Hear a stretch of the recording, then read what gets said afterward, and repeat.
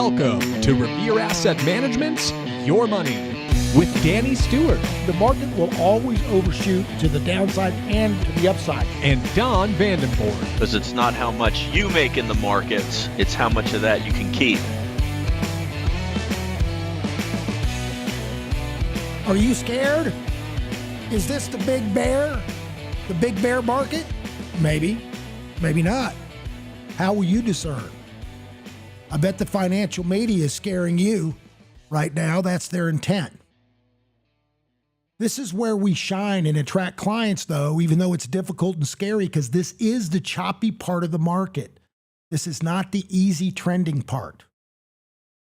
And I can just imagine, I can hear those old words that the pie charts are us, advisor, simply telling you to stay the course. The markets always come back. Yeah, but when? We always say here at Revere, any time is a good time to come to Revere. But the best time to come to Revere is before the next bear market. Are you ready? Now, in case you haven't figured it out yet, you are the product for Pie Charts or Us. You are the product for the sell side, the dark side. Come over to the light, Revere's light, the light in our lantern to protect you. We're the lighthouse. So again, is this the bear market? Well, not so fast. Price is truth, no exceptions, period. So what is price telling us? Is this really the big bad? Folks, the market's only had a single-digit pullback right now. Mild single-digit, 3-4%, not huge, right? Now, some growth names have gotten hit pretty hard, but the S&P is just a mild pullback so far. So with that, before I go to the guys, the team, to talk about this, I'm going to read a mailbag that I got this morning from a pretty new client. He came in early spring, March, I think. Anyway, and it's so apropos. It's so apropos. And by the way, folks, if you're a client or just a listener and you want to send us something, a comment, a stock you want to talk about on the show, or some comment, things we're doing good or bad, or email it to us. We're fully transparent. We put out a video every night the market's open, telling you what we did in your portfolios that day. We're the most transparent advisor in the world, not just the U.S. that I'm aware of. I'm not sure of any advisor telling you what they did that day, that evening, right? All right, let's get to the mailbag. This is 11/21 today. This is from JP Dan. I have GROTECTION and TURBOTECTION. I started with $100K each. As of now, I notice TURBOTECTION is $50,000, basically 50% invested in and GROTECTION is $36K invested, basically a third. With the indexes down to the 100-day moving average, it's key. At what point do these portfolios go to cash? Thanks. Hi, JP. Currently, Turbo is 32, and we're just correcting this part. Currently, Turbo is 32% invested, so also about a third, with positions in SPYM and a small allocation in GLD. SPYM position was initiated near the April lows, with the 200-day moving average serving as our stop loss and or hedge. We can hedge too. If the S&P 500 decisively breaks below the 200-day moving average, we'll move to a more defensive stance and raise additional cash. At present, we do not hold any individual stocks. So those allocations remain in cash. So here are the GROW S&P rules for exposure. If we're above the 50-day simple moving average, we got 60% exposure in the S&P, and we'll do that with the one that's above the 21 using a leveraged S&P, because we have 50% allocated, but you can always use a leveraged ETF to get more exposure. So when the market is strong and trending upward, we have more exposure. Then we have 50% when you're above the 100-day moving average, okay? 40% when you're the 150, and then only 30% when you're below the 200, okay? So it goes down in layers, in increments. And then when you're really below the 200 at 2 ATRs, you may even we may even go short. You may have a negative 20% exposure. Now, Don chimed in and said, to clarify, The GROTECTION numbers are above are actually beta exposure, meaning passive market exposure for the S&P, so that 50% means 0.5 beta in the S&P. Okay. Now, I said the performance of your accounts as follows with the exception date of 3/17/25, 16.57 versus the S&P, 15.96. So Don's slightly beating it right now. Turbo, which had a little bit of a pullback because they're a little more growth oriented, 12.4 year to date with the S&P up 15.96 again. Okay. Your accounts are only off low single digit, approximately 3% off the highs. There's a lot of fear peddling in the financial markets, but the markets have not broken yet. And until we get further signals and more clarity, this is a mild pullback within the S&P, while some growth names have been hit hard. At Revere, each individual stock has their own unique stop loss based on their own average true range, ATR, and beta, the stock beta, not the S&P, their stock-specific beta. And thus each stock will get sold and into cash on their own merit. This is where much of the cash was raised initially. Let me know if you have any further questions. Thank you. So, folks, very quickly, when Don first came on board, CanSlim, a lot of CanSlim IBD methodology, but CanSlim actually can get pretty volatile. Not that you can make a lot of money with CanSlim if you're good trading stocks. You got to learn their system and you got to learn it well. You got to be good at it. It takes a lot of practice. But if you're buying 10, 12, 15% position sizes and only 8 stocks or so, or 6 stocks, it can get or even 4 or smaller, bigger positions, fewer names, it can get very volatile. Doesn't mean you can't make a lot of money. So years ago, Don came up with a strategy using S&P ETFs for half the portfolio and then half with the CanSlim IBD methodology, individual stocks, but also with our own internal proprietary rules that we developed, namely that stop. One of them is that stop loss where it's got each stock has its own unique stop loss. So the more volatile a stock, daily movement, the further down the stop loss, you got to give it more room. Otherwise, just active trading gets stopped out. A stock that's less volatile will have a closer in stop so that you're standardizing each stock. So because you don't know which one's going to get hit out of doesn't work. And so whichever one gets hit, it'll have the same -2 to -0.3% hit on the entire portfolio. It's not just about the individual stocks. It's about the interrelationship, the correlations within the portfolio. In any event, that S&P, that more passive part with more mechanical, well, all of our portfolios have, all of our individual positions have rules, but that makes it less volatile because sometimes there's a flight to quality where the whole market doesn't give, which is kind of occurring right now. And another big time it happened was in February, early spring of 2021. Go look at that. The NASDAQ got clobbered, but S&P only pulled back about 5%. NASDAQ was down about 18. Okay, sometimes there's a flight to quality and your growth stocks will get cleared out, which happened to us following our rules. And we still have some S&P exposure, took some of it off. So we only have about 1/3 of a beta of the market. Our pullback is shallower. Okay? That's how we manage money with rules. Do you have rules? Or does your advisor want a tea time or take you to lunch and say, stay the course? I want you to listen to these guys. I want you to listen to them and ask yourself, does your advisor sound like these guys? Will your advisor protect your portfolio like these guys? The last bear markets, we've gone down roughly 1/3 to 40% as much as the S&P. In other words, the S&P went down 60% more than we did. So if you're and we're beating or matching the S&P in returns.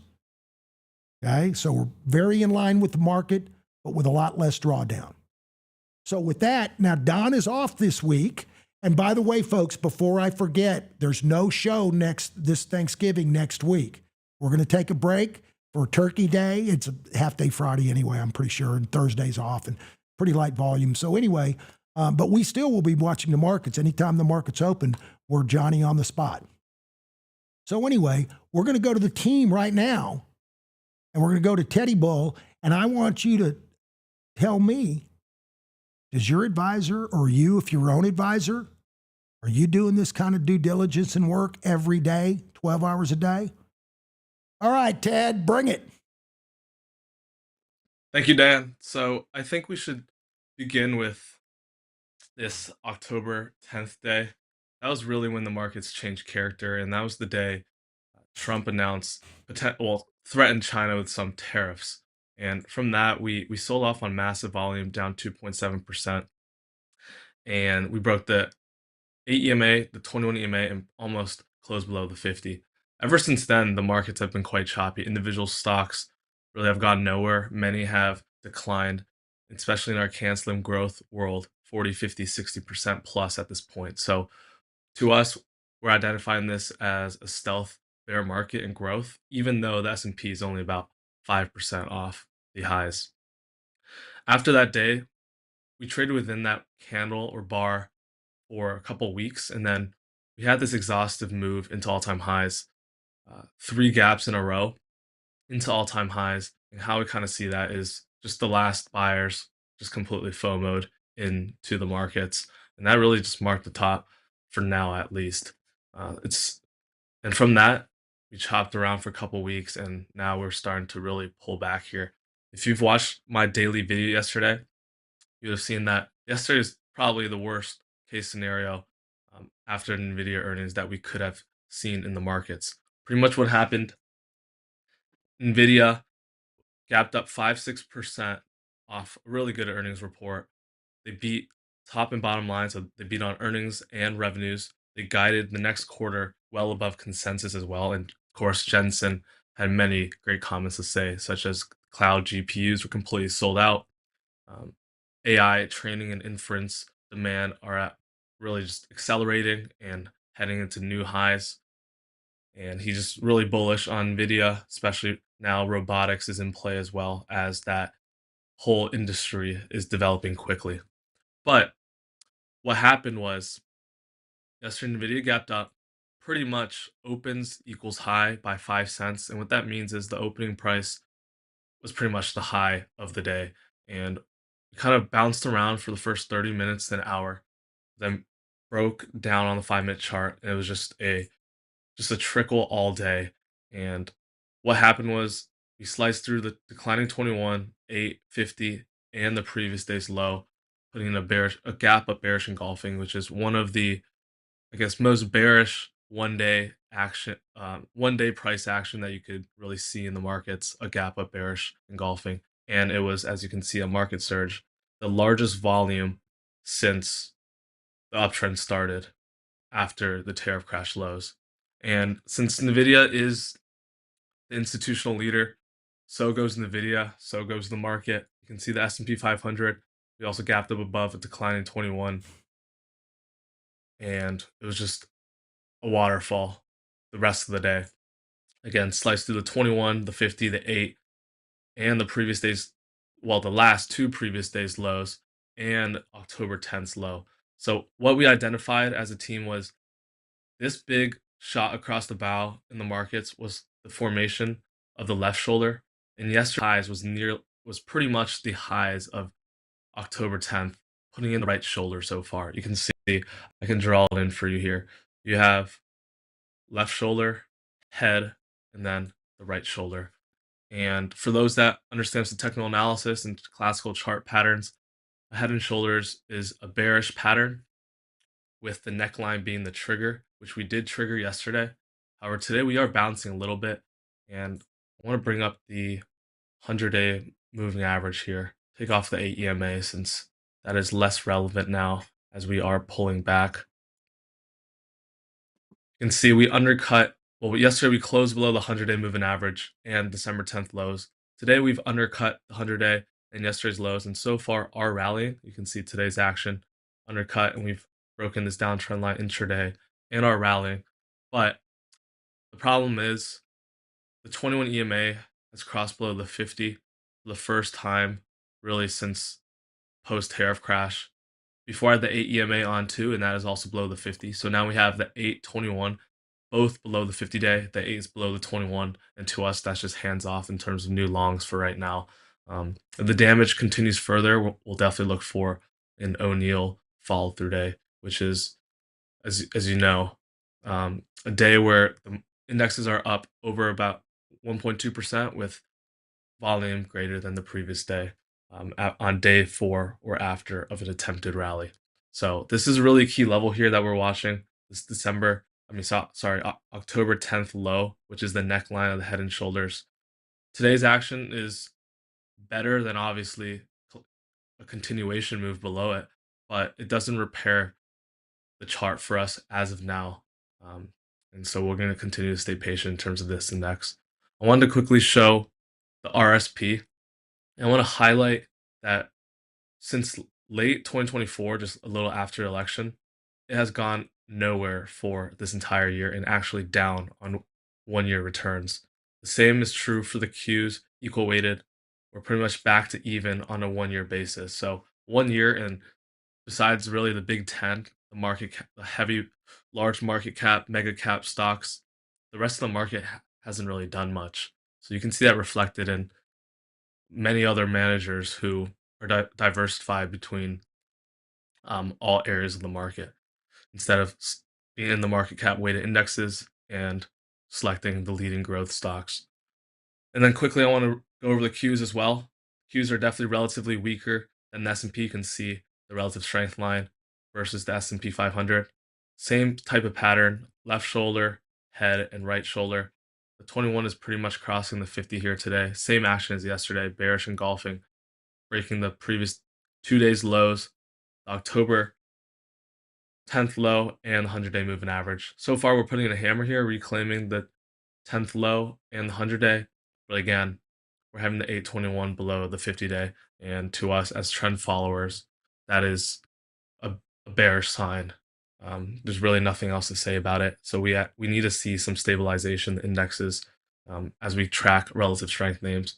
I mean, with all that being said, Ted, we're still real doing quick. our work every day. Yeah, Ted, real quick. Yeah. So, folks, look at the green line. The green, that's the 21, right?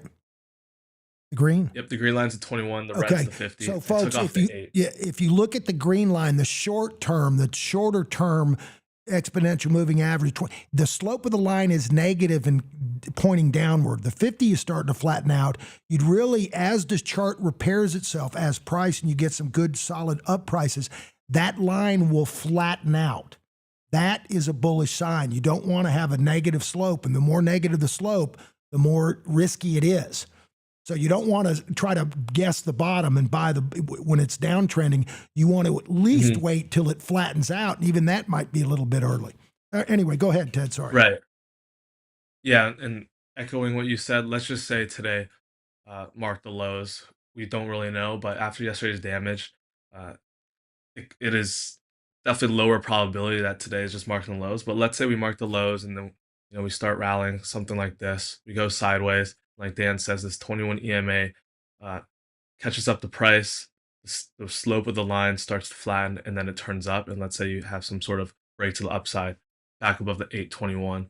From that, we're already going to be tracking our relative strength names and probably re-engaging with some starters with small size to test the waters and see if we can get some positive feedback. But if the opposite happens, let's say today's just the upside, just a counter trend rally, and then next week we fall apart, we're already pretty hands off, and we'll continue to stay hands off until the markets give us confirmation that we can start dipping our toes in the water once again in stocks.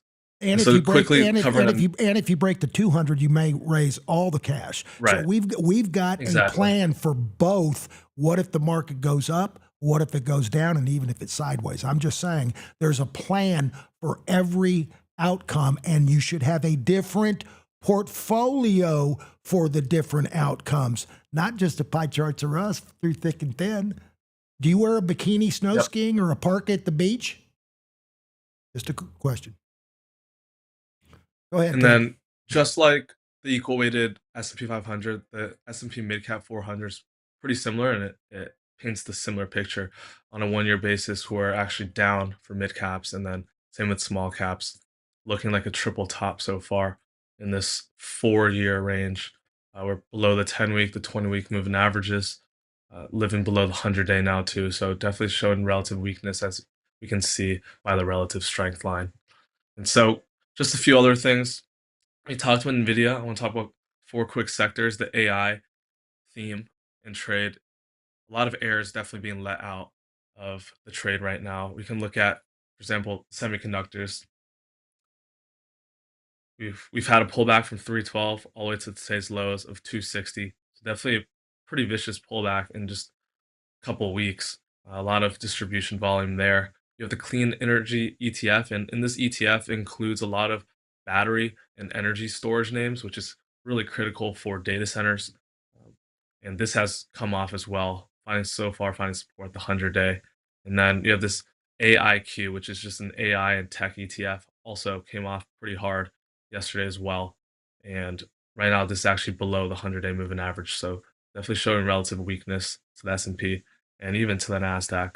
So this AI area has been definitely an area that's gone up a lot the last 2 years. Some valuations are quite extended, and it just seems like institutions are taking some profits right now in many of these names.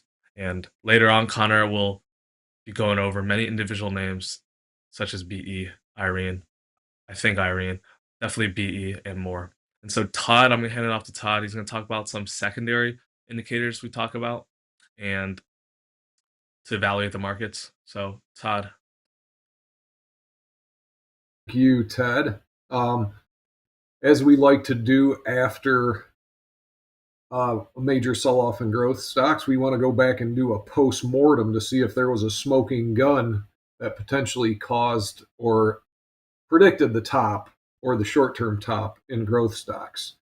And as we have it, I wanted to share a couple secondary indicators that we discussed in our morning calls or during the day that did, in fact, flash a cautionary sign of a pullback, an impending pullback in growth stocks. And the smoking gun really took place on 10/29, which was the date that the Fed came out and said that a December rate cut was potentially not going to happen. And incidentally, on that same exact day, we also got the NAAIM, which is the Investment Manager Exposure Survey, hit an extreme level of 100.83, which traditionally anything over 100 has had a very high correlation to a market pullback of some Irrational sort. exuberance. Irrational exuberance. Yeah. So not only did we also have the NAM on that day, but we also hit the Hindenburg omen on that day. And we had 2 back-to-back Hindenburg omens, both on the 29th and the 30th. And I would classify the Hindenburg omen as the inverse of the Zowag breath rust that occurred back in April. So just a few things we look at. They're secondary indicators, but they tell us to get in more of a cautious stance. And the other thing I wanted to show is just, and again, these are all derivatives of breadth. The breadth has been deteriorating, and these triggers occur on either strong breadth or weak breadth of some derivative of analyzing that breadth. The one thing that I recently started looking at over the last couple of years, I'm going to ask Ted to pull up the net highs and lows. And on the bottom, we have the first graphic shows the total number of stocks making net highs and lows. And then the middle is the New York, and the very bottom is the NASDAQ. And if you look at this, and you look at the uptrend that we had since April, we had positive net new highs pretty much every day, except for one-off days where we had one down day where the net new lows outpaced the net new highs. Just one day.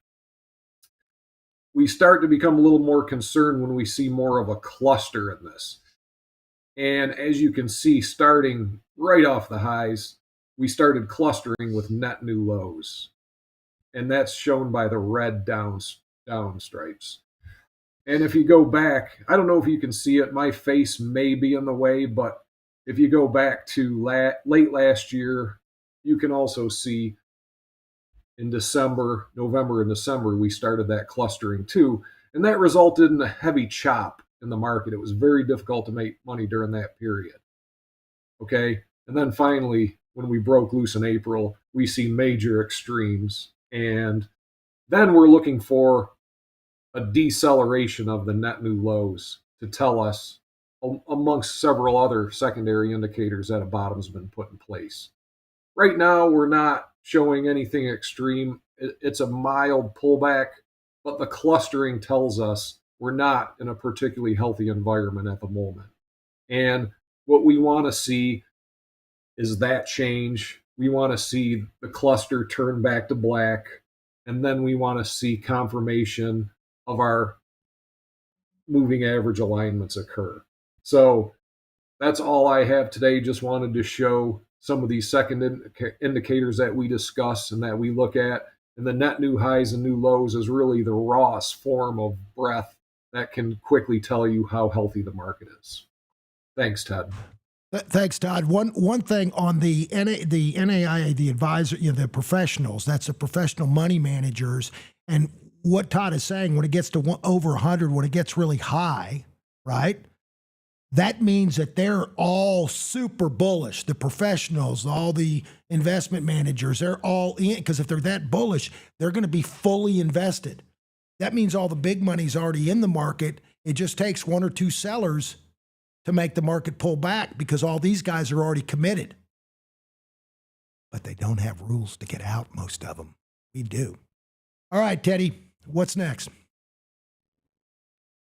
Next is Connor. He's going to talk about the stealth bear market and growth, and he'll showcase a bunch of names. Yeah, so when you look at the chart of the S&P 500, doesn't look that bad. It's only down less than 5% off the highs, and that is a normal pullback that you see in an uptrend. But under the hood, if you look closer, you look at some of the growth stocks, many things are actually in bear markets, and people say 20% is what triggers a bear market, but when we look at some of the proxies and some of the growth stocks, they have been getting hammered. And primarily, we are growth stock investors. We obviously have the S&P 500 exposure for this exact reason, that when the music stops for some of these names, the pullback can be vicious. So let's take a look at a couple proxies. So let's start with FFTY. This is the IBD 50 index, and this is basically a bunch of growth stocks. And look at this chart right here, right? It looks a lot different than the S&P 500. This is 22% off 52-week highs. Again, that's a substantial pullback, and that's why it has been more challenging to trade in growth stocks and stuff. And you can see the weekly looks quite broken for now, and that's a pretty big pullback. Another gauge is Bitcoin. Pull up IBIT. This is kind of one of the best risk on, risk off liquidity signals that you can see. And Bitcoin's 32% off the highs. Now, Bitcoin is in a bear market. It's below the 200-day moving average. It's in a stage 4 decline right now. It's red on the year. So again, that's another area of the market that people were very excited about. And we traded it for the portfolios as well, but we haven't been involved for weeks now as the trend changed. And this just shows, again, another area of the market that, quite frankly, has been getting hammered. Another growth proxy is ARK. And again, continuing the trend, this is in a bear market as well. This is, slightly over 20% off the highs. And you can see, it was strong for a while, but once it kind of broke the averages, broke trend, it's been in a downtrend ever since. So very weak action. And again, Ted highlighted RSP and QQEW. These are the equal weight indexes, and they are 1-year returns for these are flat. So what does that tell you? Well, that tells you that the average stock in the market has been acting very poor, despite it's really been a bull market driven by the AI stocks. But you look at the average stock, which is depicted by RSP and QQEW, it is flat on a 1-year time frame. So those are some proxies that are showing us that it is a negative market for growth right now. And then take it a step further and look at some of the stocks. Bloom Energy, it's been an AI leader. We traded it in TurboTection, and this one is let's see, this one is about 40% off the highs, and you can see it's kind of trying to find a footing here today, but you can see how vicious of a pullback this has been. Another one is Palantir, another big AI leader from the lows. This one is 25% off the highs, so again, a pretty substantial pullback. Pull up NBIS. This one's about 40% off the highs. Again, another favorite AI name for many people. Very vicious pullback. Chart's quite broken for now. And then lastly, Oracle, right, had a monster earnings gap, huge numbers, and now this one's 42% off the highs and trading below the 200-day moving average. So you can see, and lastly, just pull up SanDisk. This is another one. Sold this in TurboTection yesterday for a nice profit, but it was breaking the 21 EMA. And this one, in a matter of 2-3 days, quick 30% pullback off the high. So this is the type of market that it's been for many of the growth stocks. VIX elevated. There's quite a lot of volatility, but you can see I could show many other examples, but these these give a good picture of the carnage that has been taking place in growth, and just how fierce that the pullback's been, and it's been a stealth bear market for many of these stocks. So we'll see if they can start to find their footing, find support, but given some of these harsh breaks and the charts might need some time to repair. All right, Connor, that was awesome. Ted, do you have anything else? Any final words, or is it my turn to close it out? It is your turn, Dan. All I think we right. covered So folks, decent amount. here I'm going to oversimplify just a little bit, just to kind of make you understand. So in a strong market, in a really strong market, I mean, give me in a trending market, whether it's downtrend and we're out of the way, or it's an uptrend, we're trend followers and we're very good at that. When it gets choppy, like right now, that's a little bit harder, a little bit tougher. But in a healthy market, that means growth stocks and growthy names are doing well, and that's where you want to be because they're going to outshine everything else. They'll make a lot more money as far as profits and far as your stock price, your appreciation. But then there can be a flight to quality where there's a little scare, a little spook in the market. And the thing that they don't tell you, the dirty little secret on Wall Street, is leading stocks. They're called leading stocks because they lead out of the gate, lead out on the rally. But they also lead on the way down. It's one of the first things the hedge funds and big money take profits and pull their money on are the leading stocks. If you follow IBD CanSlim, leading stocks fall on average 72% from their top.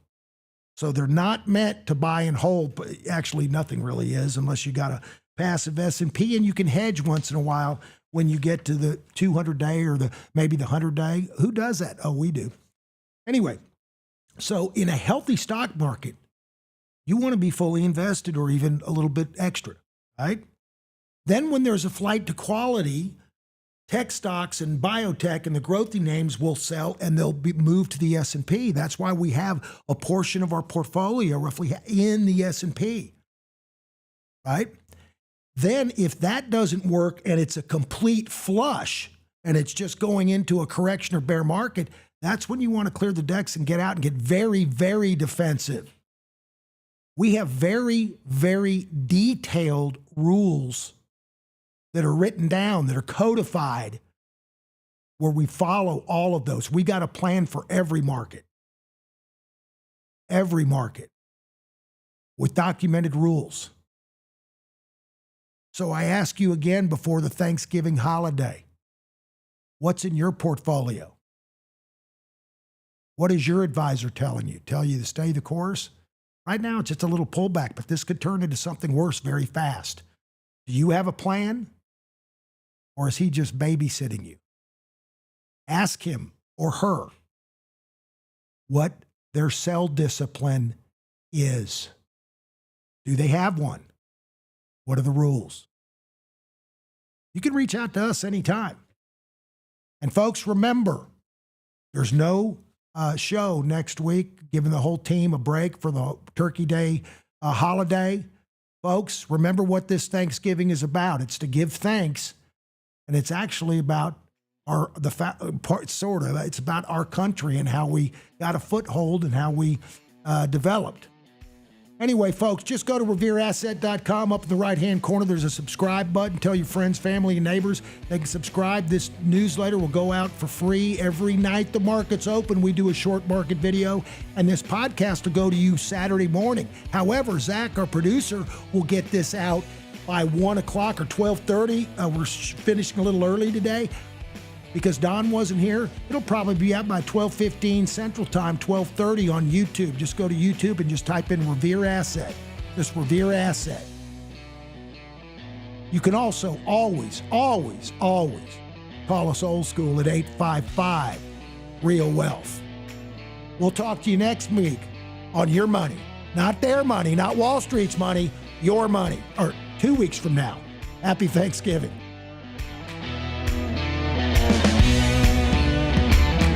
Because it's not what you make in the market, it's what you can keep.